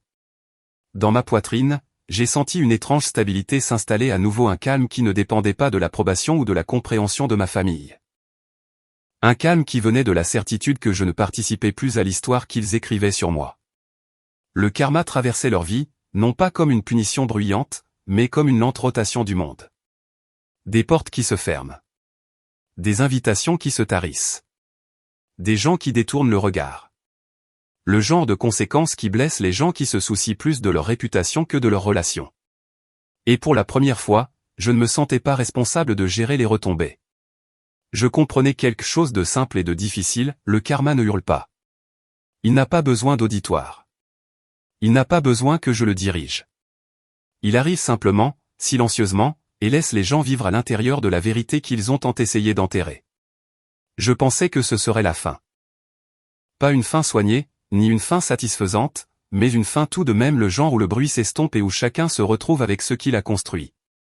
Je me disais que j'avais fini d'attendre quoi que ce soit de leur part. Je me disais que le silence n'était pas seulement ma limite, mais ma liberté. Puis les excuses ont commencé. Elles ne sont pas arrivées d'un coup. Elles ne sont pas arrivées bruyamment. Elles sont venues comme tout le reste dans ma famille était toujours venu, dans le désordre et trop tard. Le premier message est venu de Camille. Il est arrivé tard dans la nuit, vers 11 heures, quand l'appartement était silencieux et que la seule lumière dans mon salon venait de la lampe à côté du canapé. Je venais de finir de laver un mug et de le poser sur l'égouttoir quand mon téléphone a vibré. J'ai jeté un coup d'œil à l'écran sans réfléchir, puis je me suis figé en voyant son nom. Je l'ai fixé pendant un long moment. Mon pouce survolait la notification. Une partie de moi voulait le supprimer sans le lire. Une autre partie, la plus ancienne, voulait savoir ce qu'elle avait à dire maintenant que son monde s'était fissuré. Je me suis assise lentement et j'ai ouvert le message. Il n'était pas long. Pas de langage dramatique. Pas d'accusation. Juste des mots qui semblaient plus lourds que ce à quoi je m'attendais. Elle écrivait qu'elle était désolée. Elle écrivait qu'elle avait été égoïste et aveugle. Elle écrivait qu'elle avait toujours su, au fond d'elle, que papa la favorisait et que maman le permettait, mais qu'elle n'avait jamais réfléchi à ce que cela signifiait pour moi. Elle admettait avoir pris l'argent, les éloges et la protection sans se demander d'où ils venaient. Elle admettait avoir ri de choses qui auraient dû la glacer. Elle écrivait que la perte de son poste l'avait forcée à se regarder en face comme elle ne l'avait jamais fait, que rester assise chez elle sans que personne n'appelle, sans que personne ne l'encense, avait dépouillé la version d'elle-même qu'elle mettait en scène. Elle écrivait qu'elle n'attendait pas de pardon. Elle écrivait qu'elle voulait juste que je sache qu'elle avait enfin compris. Je l'ai lu 2 fois. Je n'ai pas pleuré. Je n'ai pas ressenti de colère. Ce que j'ai ressenti était un étrange apaisement, comme se tenir au lendemain d'une tempête qui s'est déjà éloignée. Ces mots étaient sincères, je pouvais le sentir. Ils n'étaient pas écrits pour impressionner qui que ce soit. Ils étaient écrits par quelqu'un qui était tombé et qui avait réalisé que le sol était plus dur qu'elle ne l'imaginait. Mais la sincérité n'efface pas les années. J'ai pensé à tous les moments où elle était restée silencieuse quand il me méprisait. Les fois où elle souriait pendant que je payais pour tout et qu'elle était louée pour sa simple existence. La façon dont elle levait les yeux au ciel quand je parlais de mon travail, de ma vie, de mon épuisement. J'ai pensé au soir de Noël, à la robe verte, à la façon dont elle semblait presque s'ennuyer alors que papa parlait de mon utilité puis m'effaçait d'une seule phrase. J'ai compris quelque chose alors que je n'avais pas pleinement compris auparavant, les excuses n'ont pas besoin d'être fausses pour être insuffisantes. J'ai tapé ma réponse avec soin, non pas parce que je voulais être gentille, mais parce que je voulais être claire. J'ai écrit que je lui souhaitais bonne chance. C'était tout. Pas d'explication. Pas de réassurance. Pas de réouverture de porte. J'ai cliqué sur envoyer et j'ai posé le téléphone face contre table. Le lendemain matin, je me suis réveillée en me sentant plus légère que prévu. Pas soulagée. Pas triomphante. Juste posée. Je n'avais pas argumenté. Je ne m'étais pas défendue. Je n'étais pas retournée dans le rôle de soignante émotionnelle. J'avais pris acte de ces paroles sans m'offrir comme solution. Cela comptait plus que je ne le réalisais. Une semaine a passé. Puis une lettre est arrivée. C'était une lettre physique, une enveloppe épaisse, mon adresse écrite avec l'écriture bouclée familière de maman. Je l'ai reconnue instantanément et j'ai senti ma poitrine se serrer non pas de peur, mais d'agacement. Ils n'avaient pas appelé. Ils n'avaient pas envoyé de SMS. Ils avaient choisi la seule forme de communication qui exigeait du temps et un effort émotionnel. J'ai laissé l'enveloppe sur le comptoir pendant 2 jours. Le 3e soir, après le dîner, je me suis assise à la table et je l'ai ouverte. La lettre était longue plusieurs pages. Le papier sentait vaguement la maison de maman, la lessive et quelque chose de floral. Je l'ai lu lentement, en partie parce qu'elle était dense, et en partie parce que je voulais remarquer ce qui était dit et ce qui ne l'était pas. Maman avait écrit la majeure partie. Je pouvais le dire au ton, émotionnel, sinueux, plein d'explications. Elle écrivait qu'elle n'avait jamais voulu me blesser. Que tout ce qu'ils avaient fait était par amour. Que les familles font des erreurs. Que Noël avait été stressant. Qu'il ne pensait pas ce qu'il disait, qu'il avait été accablé, inquiet et mal compris. Elle écrivait que j'avais toujours été sensible, que l'armée m'avait changé, qu'elle s'inquiétait pour moi, et qu'elle souhaitait que je revienne à la maison pour que nous puissions discuter comme une famille. Il avait ajouté un paragraphe à la fin. C'était plus court et plus froid. Il écrivait qu'il était désolé si je m'étais senti blessé. Il écrivait que ces mots avaient été sortis de leur contexte. Il écrivait que j'avais embarrassé la famille en rendant les choses juridiques. Il écrivait que Camille souffrait et que je devrais considérer les conséquences de mes choix. Il écrivait qu'il attendait toujours mieux de ma part. J'ai plié la lettre soigneusement et je l'ai remise dans l'enveloppe. Je n'ai ressenti aucune envie de répondre, pas même pour rétablir les faits. Parce que la lettre n'était pas une excuse, c'était une défense. C'était une tentative de m'aspirer à nouveau dans la vieille dynamique, où ma douleur était négociable et leurs intentions étaient sacrées. C'était une tentative de recadrer ce qui s'était passé comme un malentendu plutôt que comme un schéma répétitif. C'était une tentative de faire de ma réaction le problème au lieu de leur comportement. J'ai placé l'enveloppe dans un tiroir et je l'ai fermée. Quelques jours plus tard, un autre message est arrivé, cette fois de l'adresse email de maman. Il était plus court que la lettre, mais portait le même ton. Elle écrivait que je lui manquais. Elle écrivait qu'elle ne comprenait pas pourquoi je les punissais. Elle écrivait que les familles pardonnent. Elle écrivait que garder sa colère ne blesse que la personne qui la porte. Je l'ai lu une fois et je l'ai archivé. Je ne gardais pas de colère, je gardais de la clarté. Il y a une différence. Le plus difficile n'était pas de résister à la culpabilité. Le plus difficile était de résister à l'élan familier de m'expliquer, de justifier mon silence, de leur faire voir que je n'étais pas cruelle, que je n'étais pas froide, que je ne punissais personne. Mais cette impulsion venait du même endroit que tout ce que j'avais fait pour eux, la conviction que je devais mériter mon droit d'exister sans être blessé. Je n'avais plus besoin de cela. Un après-midi, alors que j'étais assise dans mon salon avec un livre ouvert sur mes genoux, mon téléphone a vibré à nouveau. Cette fois, c'était un appel manqué d'un numéro que je reconnaissais mais que n'avait pas enregistré, papa. Je l'ai regardé sonner jusqu'à ce qu'il s'arrête. Je n'ai pas bloqué le numéro, je n'en ressentais pas le besoin. J'avais assez confiance en moi maintenant pour savoir que je ne répondrais pas. Ce soir-là, je suis allé me promener dans mon quartier. Le soleil était bas, l'air frais. Les maisons brillaient doucement de l'intérieur. Je croisais des couples promenant leurs chiens, des enfants à vélo, un homme âgé arrosant sa pelouse, des scènes ordinaires, des scènes paisibles. J'ai pensé à combien de fois j'avais imaginé ce moment se dérouler différemment, lui s'excusant sincèrement, maman admettant qu'elle m'avait laissé tomber, Camille prenant ma défense, une réconciliation nette où tout le monde apprenait et grandissait. Cette histoire n'avait jamais été réaliste. Ce que j'avais à la place était quelque chose de plus silencieux, une vérité qui s'installait dans mes os. Certaines excuses ne sont pas destinées à guérir la personne qui a été blessée. Elles sont destinées à sauver la personne qui les prononce. Elles ne viennent pas de la responsabilité, mais de l'inconfort, pas de l'empathie, mais de la peur de la perte. Elles demandent l'absolution sans offrir de réparation. Elles veulent que la douleur disparaisse pour que le miroir puisse être rangé. Je suis arrivé à mon appartement et j'ai déverrouillé la porte. À l'intérieur, c'était chaleureux, familier, à moi. J'ai posé mes clés sur la table et je me suis appuyé contre le mur un instant, laissant le silence m'entourer. Je ressentais de la tristesse, oui, de la tristesse pour la famille que je n'avais jamais vraiment eue, de la tristesse pour les versions d'eux qui auraient pu exister dans une autre vie. Mais je ressentais aussi autre chose, de la paix. Le genre qui vient quand on cesse de confondre les mots avec le changement. Je savais alors que je ne répondrais plus à aucune excuse qui me demanderait de disparaître pour que d'autres se sentent mieux. Et alors que j'éteignais les lumières et me préparais pour le lit, j'ai compris quelque chose qu'on ne m'avait jamais appris en grandissant, il y a des excuses qui arrivent trop tard. Et parfois, la chose la plus courageuse que l'on puisse faire est de les laisser ainsi. La vie ne s'est pas arrêtée après cette prise de conscience. Elle a continué d'avancer, calmement mais sûrement, comme la vie le fait toujours quand on cesse enfin de se débattre contre elle. Les semaines ont passé, puis les mois. L'hiver s'est adouci pour devenir le début du printemps, et le monde extérieur à la fenêtre de mon appartement a commencé à changer de petites manières pleines d'espoir. La neige a fondu pour laisser place à des plaques d'herbe brune. Des bourgeons sont apparus sur des arbres devant lesquels j'avais marché 100 fois sans les remarquer.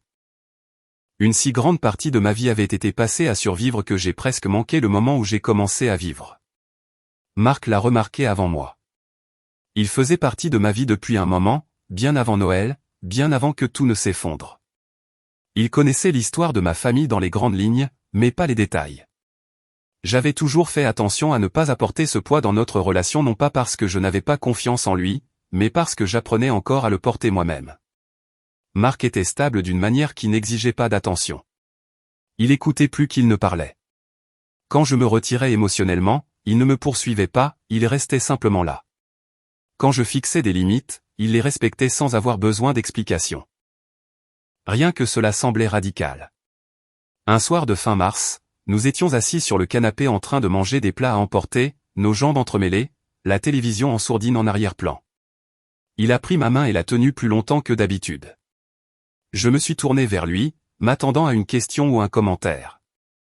Au lieu de cela, il a souri, nerveux d'une manière que je ne lui avais jamais connue. Il a dit qu'il m'aimait. Il a dit qu'il aimait ma façon d'évoluer dans le monde, ma façon de tenir bon, et la façon dont je m'étais reconstruite sans devenir amère. Il a dit qu'il ne voulait plus attendre pour dire ce qu'il portait en lui. Puis il a mis la main dans sa poche.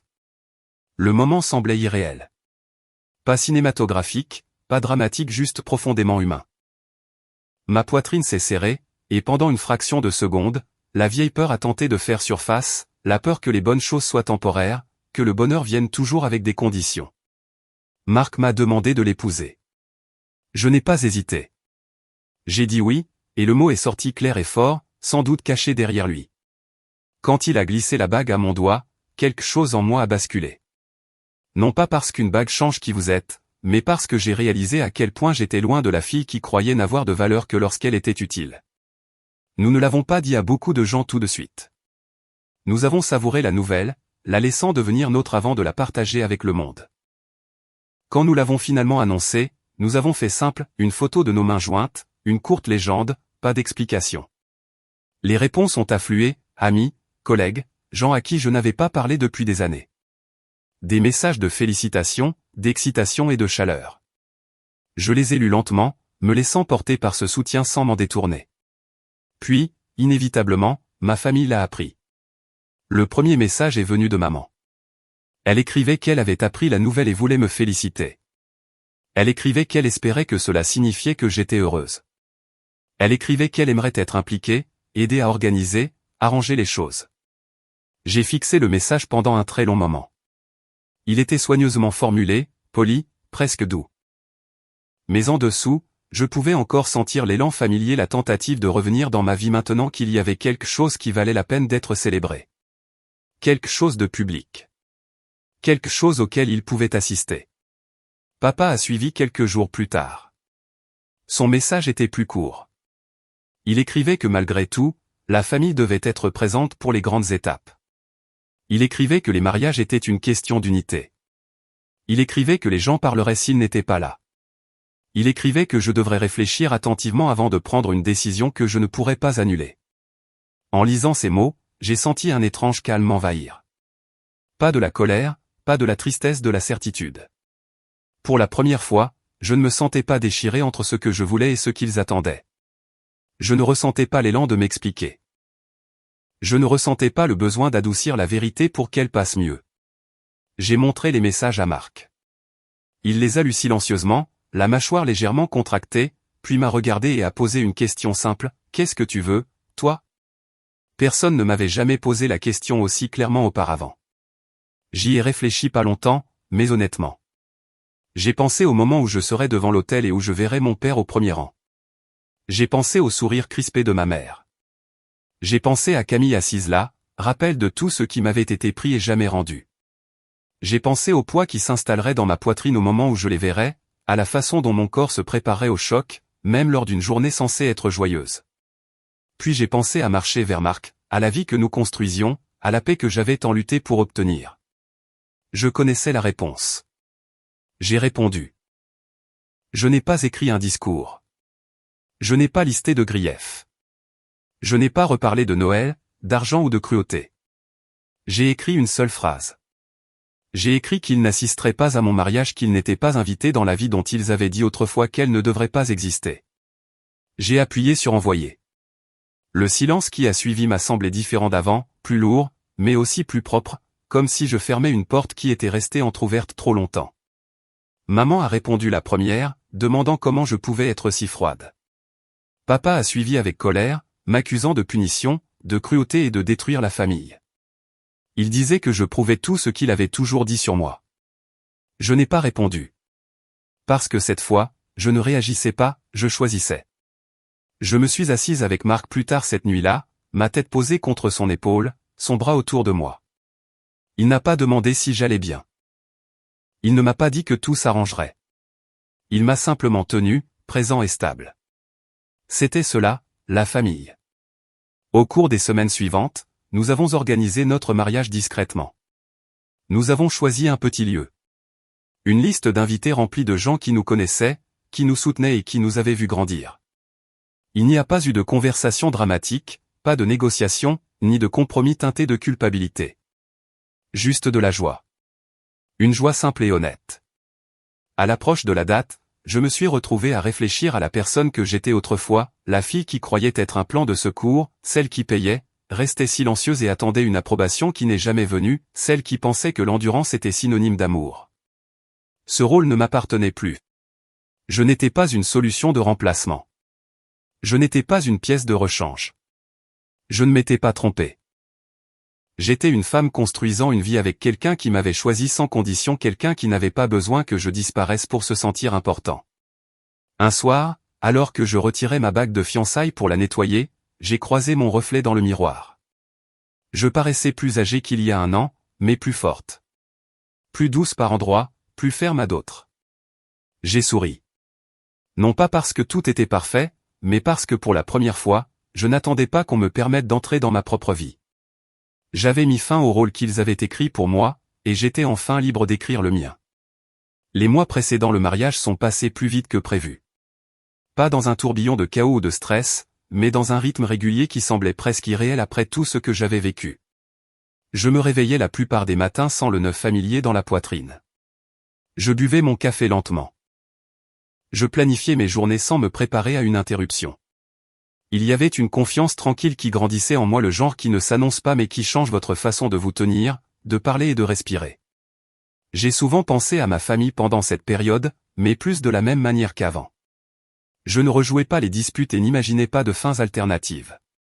Je ne rédigeais pas de messages dans ma tête et ne répétais pas de conversations qui n'auraient jamais lieu. Au lieu de cela, je regardais l'histoire dans son ensemble, comme si je prenais du recul face à un tableau pour voir enfin ce que l'artiste faisait depuis le début. Pendant des années, j'avais cru que j'étais le problème. Que si je pouvais simplement être moins sensible, moins fatigué ou moins têtu, tout rentrerait dans l'ordre. Je croyais que mon rôle était d'absorber l'inconfort pour que les autres se sentent à l'aise. Je croyais que l'amour se prouvait par la quantité de choses que l'on était prêt à endurer sans se plaindre. Cette croyance n'était pas venue de nulle part. Elle m'avait été enseignée, lentement et systématiquement, par les personnes censées me protéger. Mon père disait souvent que l'armée était pour les gens qui ne pouvaient réussir nulle part ailleurs. Il le disait avec désinvolture, comme une plaisanterie, mais ses yeux étaient toujours sérieux quand il me regardait.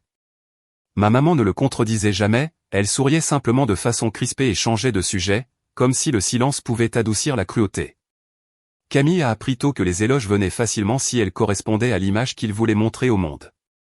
J'ai appris que la survie signifiait rester utile et invisible en même temps. Quand j'ai finalement arrêté de jouer ce rôle, tout s'est dénoué. Non pas parce que j'avais détruit quelque chose de bien, mais parce que ce qui existait ne pouvait pas survivre à l'honnêteté. Cette réalisation s'est ancrée plus profondément à l'approche du mariage. Marc et moi avons choisi une petite cérémonie à dessein, un lieu calme juste à l'extérieur de la ville, entouré d'arbres et de ciel ouvert. Nous avons invité des amis, des collègues et des gens qui avaient été présents pour nous sans qu'on ait besoin de leur demander. Il n'y avait pas de siège vide réservé à des gens qui m'avaient fait me sentir insignifiante. Il n'y avait pas de compromis déguisé en pardon. Le matin de la répétition, je me tenais seul dans l'espace vide, la lumière du soleil filtrant à travers les fenêtres et des grains de poussière flottant dans l'air. J'ai posé ma main sur le dossier d'une chaise et j'ai fermé les yeux. Pendant un instant, je me suis permis d'imaginer ce que cela aurait fait de remonter une allée vers des gens qui, un jour, avaient souhaité que je ne sois jamais né. Cette pensée ne faisait plus mal. Elle semblait lointaine, comme le souvenir d'une vieille blessure cicatrisée toujours visible, faisant toujours partie de vous, mais ne définissant plus vos mouvements. Cette nuit-là, alors que j'étais assise sur le bord du lit dans notre appartement, pliant des vêtements dans une petite valise pour le week-end, mon téléphone a vibré. Je savais qui c'était avant de regarder, papa. Je l'ai laissé sonner jusqu'à ce qu'il s'arrête. Quelques secondes plus tard, un message est arrivé. Court. Direct. Il écrivait qu'il avait appris que le mariage était pour bientôt. Il écrivait qu'il voulait une dernière chance de parler. Il écrivait que la vie était trop courte pour garder de la rancune. Je l'ai lu une fois, puis j'ai posé le téléphone. Je ne gardais pas de rancune, je maintenais une limite. Et les limites n'ont pas besoin d'être défendues auprès des personnes qui vous ont appris à les violer. Je ne l'ai pas bloqué, je n'ai pas répondu. J'ai simplement continué à plier les vêtements, plaçant chaque article avec soin dans le sac. C'était symbolique d'une manière que je n'attendais pas, faire mes bagages pour un avenir qui n'incluait pas le poids du passé. Le jour du mariage lui-même fut calme et lumineux. Le ciel était clair, l'air chaud mais pas pesant. Je me tenais avec ma meilleure amie pendant qu'elle ajustait le dos de ma robe, ses mains étaient sûres et son sourire large. On entendait des rires à proximité. Quelqu'un a renversé du café et a juré doucement, quelqu'un d'autre fredonnait une chanson à voix basse. C'était normal, magnifiquement, merveilleusement normal. Quand j'ai marché vers Marc, mon cœur était plein d'une manière que je n'avais jamais connue. Pas le genre de plénitude qui vient de l'approbation ou de la validation, mais le genre qui vient de l'alignement de savoir que la vie dans laquelle vous entrez correspond à la personne que vous êtes devenue. Alors que nous nous tenions ensemble, mains jointes, je n'ai pas pensé à mon père, ni à ma mère, ni à Camille. J'ai pensé à la femme que j'étais autrefois, celle qui aurait cru ne pas mériter ce moment, celle qui se serait inquiétée de ceux qui manquaient au lieu de ceux qui étaient présents. Je lui ai souhaité la paix. Après la cérémonie, alors que la soirée s'installait et que les conversations s'adoucissaient en rires et en histoires partagées, je me suis éloigné un instant pour me tenir à l'écart. J'ai regardé Marc parler avec mes collègues. J'ai regardé mes amis rire de tout leur corps. J'ai regardé des gens qui connaissaient mon histoire sans jugement célébrer un avenir que j'avais choisi. J'ai ressenti quelque chose de proche de la gratitude non pas pour ce que j'avais enduré, mais pour ce que j'avais refusé d'endurer plus longtemps. Plus tard cette nuit-là, après le départ du dernier invité et l'extinction des lumières, Marc et moi nous sommes assis ensemble dans le calme. Ma tête reposait sur son épaule, les sons de la journée résonnant encore doucement dans mon esprit. Il m'a demandé comment je me sentais. Je lui ai dit la vérité. Je lui ai dit que je me sentais au clair. Au clair sur qui j'étais. Au clair sur ce que je méritais. Au clair sur ce que je n'accepterai plus jamais. Dans les semaines qui ont suivi, j'ai eu quelques nouvelles de ma famille par des voies détournées, mes parents avaient toujours du mal socialement, Camille occupait un emploi très éloigné de l'image à laquelle elle s'accrochait autrefois, mon nom était de moins en moins mentionné. Rien de tout cela ne provoquait de réaction dramatique en moi. J'avais passé tellement de temps à croire que j'étais la raison pour laquelle les choses étaient brisées. Maintenant, je comprenais que m'éloigner n'avait pas détruit ma famille, cela m'avait simplement empêché de soutenir une structure qui se fissurait déjà sous le poids de sa propre malhonnêteté. Je n'ai rien gagné. Je ne me suis pas vengé. Je ne suis pas monté sur une estrade pour pointer du doigt. J'ai choisi la vérité. J'ai choisi le silence. J'ai choisi d'arrêter de participer à ma propre effacement. Ce choix a tout changé. S'il y a une chose que je sais maintenant, c'est celle-ci, se faire dire que l'on est, trop, ou, pas assez, ne dit rien sur votre valeur et tout sur les limites des personnes qui vous jugent. Certaines familles ne sont pas brisées par la distance, elles sont révélées par elles. Je n'ai jamais été l'erreur. J'étais le miroir qu'ils ne voulaient pas regarder. Et partir n'a pas fait de moi quelqu'un de froid ou de cruel, cela m'a rendu entière. Si l'on vous a déjà dit que vous étiez trop ou pas assez pour votre propre famille, rappelez-vous ceci, le silence peut être un pouvoir, et la vérité peut être la plus éclatante des vengeances. Dites-moi dans les commentaires ce que l'intégrité signifie pour vous et d'où vous m'écoutez.